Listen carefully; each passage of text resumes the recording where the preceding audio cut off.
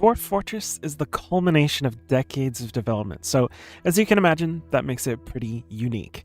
There are other games out there like it, and Rimworld are colony sims that really require you to dig in and discover all the systems that tie together in an incredible way to make something beautiful and unexpected so that you can lose gloriously.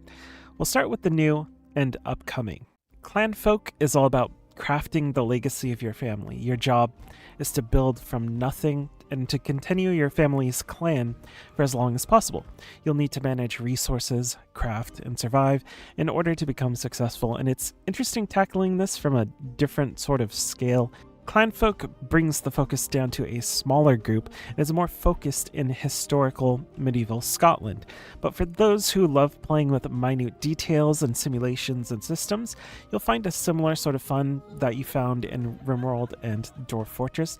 This would be especially good for people that want a more chill version of Dwarf Fortress, where the biggest enemy that you'll face isn't a godlike being entering your halls from underneath the ground. The real enemy is hunger.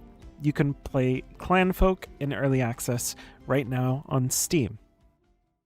Another game that's similar to Dwarf Fortress is King of the Dwarves Underground City Builder. If you've ever wanted to play Dwarf Fortress in 3D, this may be your game.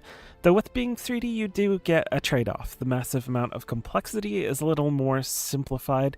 There's a bit more focus on combat and military aspects of the game. There are also many more units in King of the Dwarves, akin to something like an RTS at times. So if what you liked was the city building, the underground dwarven atmosphere, and the fight against the gobos, King of Dwarves Underground City Builder may be your game. It's currently still in development, and they will be announcing a release date soon. If you'd like something that's finished that you can play right now, I'd like to point you towards Ratopia. Ratopia has a similar structure where you get these rats with personality. You have to find a way to survive while building your city. One interesting aspect of that is that you take direct control over the leader of your colony, and this gives you the ability to directly act and do things like go hunting, exploring, or engaging in combat, while at the same time managing your settlement. It adds a new layer, which can be a really fun experience, though of course it may not have the same intense level of simulations that Dwarf Fortress does, because really nothing does. That being said, Ratopia has plenty to offer fans of this style of game, so I recommend you to go check out the demo, which is on Steam right now.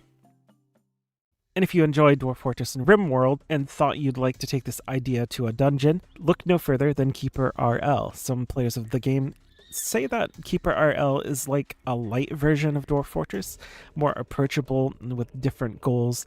The goal in KeeperRL is to build up your dungeon and to sometimes go on the offensive yourself. You'll be digging into the mountain, recruiting minions, and creating spaces for those minions to master their craft. The world is procedurally generated, and you can even leave your dungeon to raid and pillage if you'd like, but be prepared for those you attack to return the favor. There's a lot of depth in the systems here. Being called DF Light is still kind of heavy for most people, so be prepared to dive deep if you'd like to explore the dungeons of KeeperRL.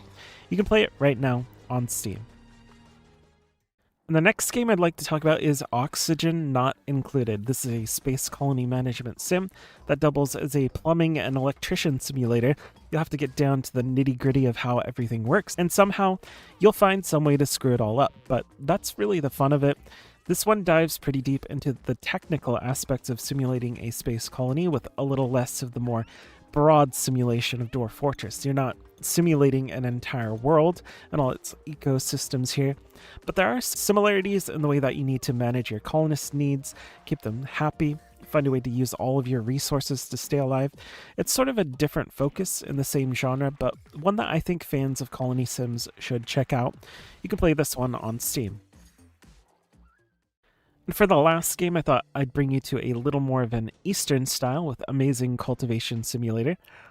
This is another colony sim where you need to assign your colonists tasks, build various structures, and manage resources, all while expanding your sphere of influence.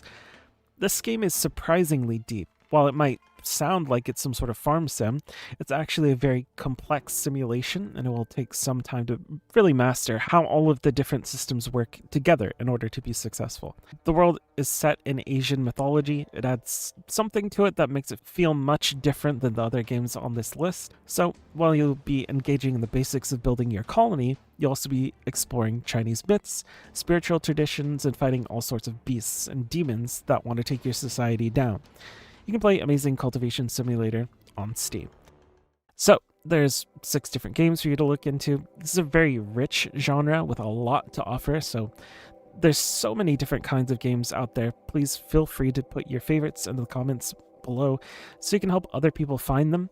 And for more game suggestions and videos about RPGs of all kinds, make sure to subscribe. Thanks for watching.